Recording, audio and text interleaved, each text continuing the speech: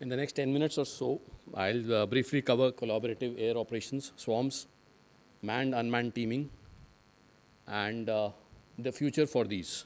Next slide, please. In a constantly evolving warfare environment, the winner will be the one who knows how to make the whole greater than sum of all its parts. Next slide.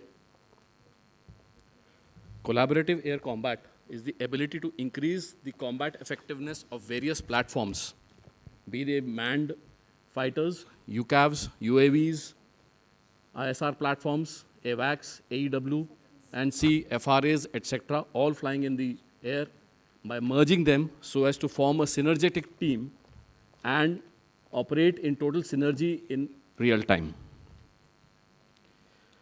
The Air Force needs to field a credible force to deter, deny, and defeat any enemy threat.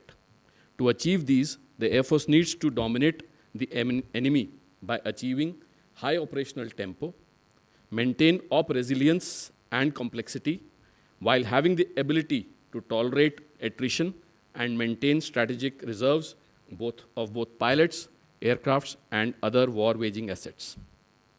Next slide, please. Collaborative air ops can be a solution to most of these requirements that I just covered.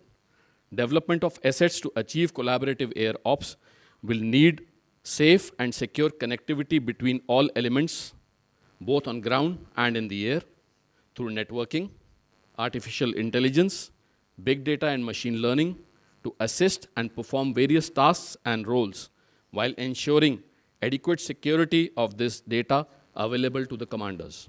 Next slide, please. Swarming is a technology wherein multiple drones, unmanned and manned machines are integrated as a single networked system to execute roles and tasks in a collaborative manner. Drones, when utilized in swarms, are a low-cost, high-impact technology that will create disproportionate effort in a conflict. Besides augmenting survivability of manned assets, the swarm themselves can provide a shock and awe effect due to their inherent characteristics of low detectability, ability to overwhelm enemy defenses, and carry out precision attacks on enemy targets. They give the field commander the flexibility to utilize different mission-specific payloads and sensors. Flying in various formations, these can be utilized to deceive enemy sensors and increase his fog of war. Next slide, please. Multi-use and multi-purpose drones working in unison in a swarm provide multi-use options to the commander. Enabled with AI and machine learning capabilities, they can be utilized for ISR, target location and identification, weapon-to-target matching, and target engagement to achieve the desired level of destruction from a single swarm entity. To achieve these complex tasks, AI and secure communication will be a must. Overall, swarms will reduce the sensor-to-shooter time during conflicts. Next slide, please. MUMT, manned-unmanned teaming, is the operation of manned and unmanned assets in a concert towards a shared mission objective. MUMT provides benefits across various missions, roles, and tasks, including the dull, dirty, and dangerous missions of ISR, SEAD, suppression of enemy air defenses, DEAD, destruction of enemy air defenses, protection of own assets, both in ground and in air, deterrence, weapon augmentation, and search and rescue, both during peace and war. Besides enhancing efficiency and effectiveness of missions, these function as a force multiplier during conflicts. The ability to take on high-risk missions through teaming ensures pilot and manned aircraft safety, especially in dense AD environments, which will be the future. Data collected through unmanned members, sensors, is available to other platforms and ground monitoring agencies, thereby improving situational awareness across all platforms and commanders. Once again, like the swarms, The MUMTI will aid in reducing sensor to shooter time. Before I move on to the future of MUMTI and swarms and collaborative air ops, I will briefly cover the Meher Baba competition. Next slide, please. This was conducted by the IAF between 2018 to 2021 in 4 phases.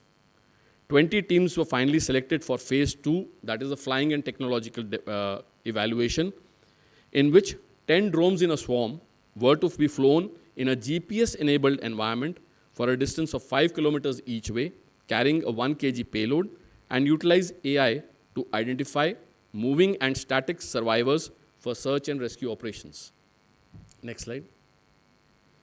The final phase, the phase 3, was flown both during day and night, and in a GPS-enabled and denied environment by the swarm drones. At the end of the competition, technology has been proven with multiple indigenous alternatives available within the country. Next slide, please. A busy slide shows the future of collaborative air operations.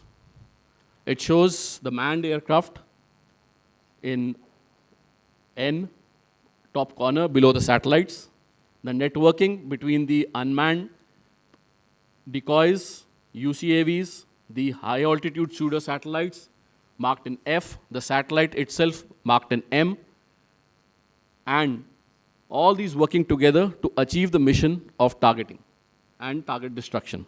Next slide, please. So what is the need for tomorrow? There is a need to create teaming concepts that will maximize the strengths of both the CCAV, that is the collaborative combat aerial vehicles, and piloted aircrafts. There is a need to include the operators in the development of these CCAVs to ensure that the operator understands how they operate and will perform in battle space during conflicts.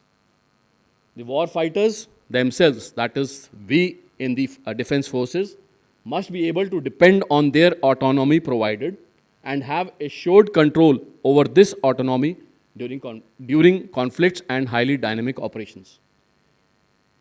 Most important thing, during manned-unmanned teaming, the human workload is not to increase significantly. We have to find solutions so that the human workload remains within capability of the manned platforms.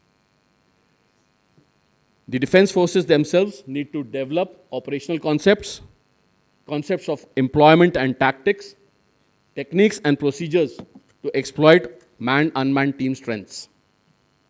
Lastly, but not the least, is to build mastery through continual training and testing. Next slide, please. I've just listed some of the manned-unmanned teaming and collaborative air vehicles under development across the globe from varied nations, starting from Turkey, US, EU, and lastly, but not the least, India itself. Next, please. I will leave you with the last quote. How the CCAVs will collaboratively interact and operate with humans must be weighed, trained, and built into their hardware and algorithm designs from the very beginning. They cannot be formed as an afterthought. Warfighters must be involved in their creation and iterative development. Thank you.